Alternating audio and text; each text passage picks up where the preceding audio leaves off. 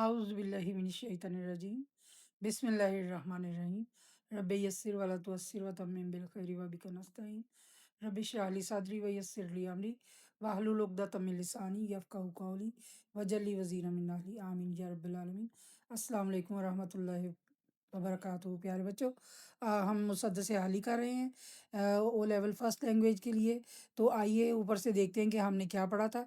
मैं आपके सामने रखती हूँ तो आप उसको देख लीजिएगा, या मैं एक बार आपको पढ़कर भी सुना देती हूँ ताकि आपको ज़रा रिलेट कर सकें आप। ठीक है? किसी ने ये बुकरात से जाके पूछा किसी ने ये बुकरात से जाके पूछा, मर्ज़ तेरे नज़दीक मोहलक हैं क्या-क्या? कहा, दुःख जहाँ में नहीं कोई ऐसा कि जिसकी दवा हक़ ने की हो न पैदा, मगर वो मर्ज़ जिसको आसान समझे, कहे जो तबीब उसको हज़ियाँ समझे। सबब या अलामत गर उनको समझाएं तो तशख़ीस में सौ निकालें ख़ताएं। दवा और परहेज़ से जी चुराएं, यूं ही रफ्ता रफ्ता मर्ज़ को बढ़ाएं। तबीबों से हरगिज़ ना मानूस हों वो, यहाँ तक कि जीने से मायूस हों वो। ये मैंने आपको पहले समझाया हुआ है, उम्मीद है आप उसको दोबारा देखेंगे तो आपको समझ आएगी। यही हाल दुनिया में उस कौम का है, भंवर में जहाज़ आके जिसका घिरा है। किनारा है दूर और तूफान बपा है, गुमा है ये हरदम के अब डूबता है। नहीं लेते करवट मगर अहले कश्ती, पड़े सोते हैं बेखबर अहले कश्ती। घटा सर पे अदबार की छा रही है, फलाकत समा अपना दिखला रही है। नहुसत पसो पेश मंडला रही है, चपो रात से ये सदा आ रही है कि कल कौन थे आज क्या हो गए तुम, अभी जागते थे अभी सो गए तुम। पर उस कौम गाफिल की गफलत वही है, तनज़्ज़ुल पे अपनी कनात वही है। मिले खाक में रौनत वही है, हुई सुबह और ख्वाब राहत वही है। ना अफसोस इन्हें अपनी ज़िल्लत पे है कुछ, ना रश्क और कौमों की इज़्ज़त पे है कुछ। आइए आगे पढ़ते हैं। ये आपको मैंने समझाया हुआ है, आप पहली वीडियो में जाकर इसको समझ भी सकते हैं। और अभी हम ये वाला शुरू करते हैं जो हमने पहले नहीं पढ़ा हुआ। अच्छा बच्चों, ये आगे से वो शुरू करते हैं। पहले उन्होंने एक तमसील दी है कौम की, कि कौम का जहाज़ जो है वो तूफ़ान में गिर गया। अब वो बता रहे हैं कि पुराना ज़माना जाहिलियत, अरबों का ज़माना जाहिलियत पर वो ले गए अपनी बात को। तो यहाँ हमें समझ आ जाएगी कि ये किसकी बात कर रहे हैं। ज़ाहिर है जिसने बहुत ज़्यादा मुताला किया हो, बहुत ज़्यादा तारीख़ पढ़ी हो, तो उनको इस तमसील की आहिस्ता-आहिस्ता वो उसी तरह से रिलेट करता चला जाता है। क्योंकि हम नहीं पहली बार पढ़ रहे हैं, तो हमें ज़रा-सा समझाना और समझना पड़ेगा कि हम क्या पढ़ रहे हैं। तो यहाँ पर वो ज़माना जाहिलियत में अरब के हालात बता रहे हैं। कहीं था मवेशी चराने पे झगड़ा, यानी ये मेरी जगह है तुम इस पर ना चढ़ाओ। कहीं पहले घोड़ा बढ़ाने पे झगड़ा। लबेजू नदी के किनारे। लबेजू कहीं आने जाने, वो एक बुढ़िया का किस्सा सुना हुआ है ना, उसके ऊँट की आंख फोड़ दी थी, तो फिर वो 40 साल तक वो जंग जारी रही थी। या आप ज़माना जाहिलियत का अरब जाके हेडिंग दे के तो वो निकाल के तारीख पढ़ सकते हैं। कहीं था मवेशी चराने पे झगड़ा, मवेशी जानवर। कहीं पहले घोड़ा बढ़ाने पर झगड़ा। लबेजू कहीं आने जाने पे झगड़ा, यानी नदी किनारे फिर जाने, पहले मैं जाऊँगा पहले मैं पिलाऊँगा। कहीं पानी पीने पिलाने पे झगड़ा, या ज़ाहिर है नदी पे गए। लबेजू नदी, पानी का किनारा। लब कहते हैं किनारे को, हमारे मुँह के ये जो लब होते, किनारे होते। यूं ही रोज होती थी तकरार उनमें, यानी तकरार झगड़ा, बार-बार एक ही बात करना। यूं ही चलती रहती थी तलवार उनमें, यानी लड़ाई, तलवार चलना, लड़ाई होना। जो होती थी पैदा किसी घर में दुख्तर बेटी, तो खौफे शमातत से बेरहम मादर। खौफे शमातत मजाक उड़ाने वालों के खौफ से। इस खौफ से कि दुश्मन हमारा मजाक उड़ाएंगे। तो बेरहम मादर, वो माँ जो बेरहम हो जाती है। बेरहम मादर, जिस माँ के दिल में रहम ना रहे। फिरे देखती थी जब शौहर के तेवर, फिरे बदले हुए। शौहर के मिजाज को देखती थी कि ये इसका मिजाज बदल गया है। फिरे देखती थी शौहर के बदले देखती थी। तेवर माथे के बल, माथे को पेशानी भी कहते हैं बच्चों। ठीक है? तो जब शौहर के माथे पर बल देखती थी, कहीं ज़िंदा गाड़ आती थी उसको जाकर, गाड़ आना दफ़न करना, कहीं बाहर जाकर उसको गड्ढा खोद के तो उसमें डाल आती थी, ऊपर से मिट्टी डाल देती थी। अभी भी बहुत से इलाकों में जब बेटी पैदा होती है, तो पैदा होते ही उसके मुँह में रेत भर दी जाती है। तो ये ज़ुल्म बच्चों जाहिलियत का ये ख़त्म तो नहीं हो गया, ये जारी है। वो गोद ऐसी नफ़रत से करती थी खाली, वो गोद ऐसी नफ़रत से करती थी, यानी अपनी गोद को इतनी नफ़रत से खाली करती थी جب وہ شوہر کا مزاج بگڑا دیکھتی تھی اور معاشرے کا اس کو ہوتا تھا کہ معاشرے والے خوف میرا مذاق اڑائیں گے کہ اس نے پھر بیٹی جنی ہے، آج تک آپ کو پتہ ہے وہی حالات ہیں، تو وہ کہ بیٹی کی کیا ہے کہ دوسرے گھر جائے گی تو ہمیں ان کی تواضع کرنی پڑے گی، اس شرم اور خوف سے وہ بیٹیوں کو ہمیشہ سے آج تک زمانہ جاہلیت ختم نہیں ہوا، تو وہ گود ایسی نفرت سے کرتی تھی خالی۔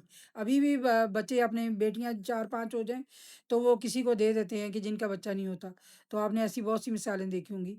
وہ گود ایسی نفرت سے کرتی تھی خالی، جنے سانپ جیسے کوئی جننے والی، یعنی جیسے کسی نے سانپ کو پیدا کر دیا ہو تو وہ اس کو مار دیا جاتا ہے، اس طرح بیٹی کو خوف سے، لوگوں کے معاشرے کے خوف سے، بیٹی کو اور شوہر کے خوف سے وہ بیٹی کو زندہ دفن کراتی تھی۔ اچھا بچوں، پہلے تو جاہلیت کا زمانہ ہے کہ پہلے کیا کیا ہو رہا تھا، معاشرے میں کیا کیا ہو رہا ہے۔ کہیں تھا مویشی چرانے پہ جھگڑا، کہیں پہلے گھوڑا بڑھانے پہ جھگڑا، لبے جو کہیں آنے جانے پہ جھگڑا، کہیں پانی پینے پلانے پہ جھگڑا، یوں ہی روز ہوتی تھی تکرار ان میں، یوں ہی چلتی رہتی تھی تلوار ان میں، دونوں باتیں ہیں کہ دوبارہ بات شروع کرنا اور دوبارہ لڑائی شروع کر دینا۔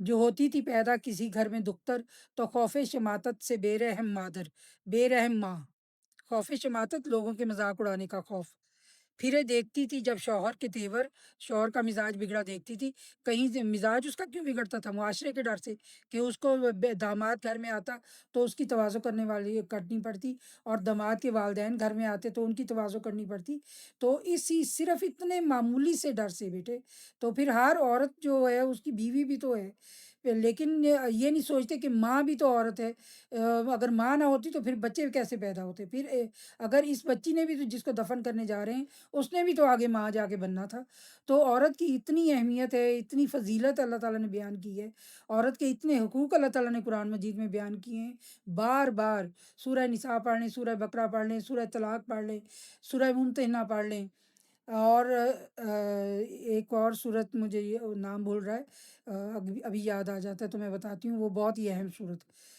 تو مجادلہ، سورہ مجادلہ میں ایک عورت کے دل کو تکلیف ہوتی، پھر اللہ تعالیٰ نے عورتوں کے کہا ہے کہ عورتوں کے دل پرسکون رہیں، عورتیں خوش رہیں، ان کی آنکھوں کو ٹھنڈک پہنچے، اللہ تعالیٰ بار بار قرآن مجید میں فرماتے ہیں کہ عورتوں کی آنکھوں کو ٹھنڈک پہنچے، تو اللہ تعالیٰ کو عورت کا اتنا، حضرت مریم علیہ السلام کا بتایا کہ ان کو حضرت عیسیٰ علیہ السلام کو گود میں لیا اور ان کو دیکھا تو ان کی آنکھیں ٹھنڈی ہوئیں، تو یہ جو ہے عورت کی آنکھوں کی ٹھنڈک اللہ تعالیٰ کو اتنی مقصود ہے، اور ہم کس طرح اس سے منہ موڑے ہوئے ہیں، یہ آپ پرانے معاشرے میں دیکھیں، جو زمانہ جاہلیت کا معاشرہ حالی صاحب بیان کر رہے ہیں، اور آج کے معاشرے میں آپ کو کوئی فرق نظر آتا ہو تو آپ وہ ضرور بتائیے گا کہ کہیں بہت شاذ و نادر ابھی ہے کہ ہمارے تھوڑی سی روشنی اللہ تعالیٰ کی طرف سے یا قرآن مجید کی جو پھیلائی ہوئی ہے، جو نبی صلی اللہ علیہ وسلم نے عورت کو ماں کی حیثیت سے، بیٹی کی حیثیت سے، بیوی کی حیثیت سے، ہر رشتے سے آپ نے جو عزت اور توقیر اللہ کے احکام کے مطابق دی ہے، تو اس کو آپ دیکھیں تو کہیں نہ کہیں بیٹی کو تھوڑا سا وقار ملا ہے، بیوی کو وقار ملا ہے، اور جو بھی ماں ہے اس کو عزت ملی ہے، تو ماں کا تو بہت ہی برا حال تھا، آپ دیکھیں جا کے پرانا زمانہ جاہلیت کا کہ ماں کی کیا ظاہر ہے، جب بیوی کا نہیں تھا احساس تو آگے سے بچوں نے ماں کا کیا احساس کرنا تھا۔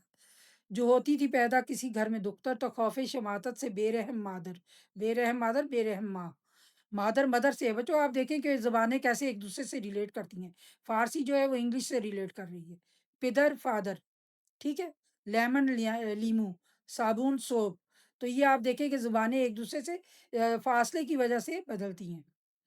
پھرے دیکھتی تھی جب شوہر کے تیور، تیور مزاج، ماتھے پہ بالانا، کہیں زندہ گاڑ آتی تھی اس کو جا کر زندہ دفن کرا، وہ گود ایسی نفرت سے کرتی تھی خالی، جنے سانپ جیسے کوئی جننے والی، یعنی اتنی نفرت سے بیٹیوں کو، آپ بھی دیکھ لیں آپ، لیکن اللہ تعالیٰ سے ہماری یہی دعا ہے کہ اللہ بیٹیوں کی توقیر سلامت رکھے، ماؤں کی توقیر سلامت رکھے، اور ہم وہ والے عورت کا احترام جو اللہ تعالیٰ نے قرآن مجید میں اور نبی صلی اللہ علیہ وسلم نے اپنے اسوہ سے ہمیں دیا ہے، ہم اس کی روشنی میں چلیں، ٹھیک ہے انشاءاللہ۔ حالی صاحب کا باقی سارا کام بھی پڑھیں گے، آگے بھی مسدس ہے، تو ابھی کے لیے اللہ حافظ۔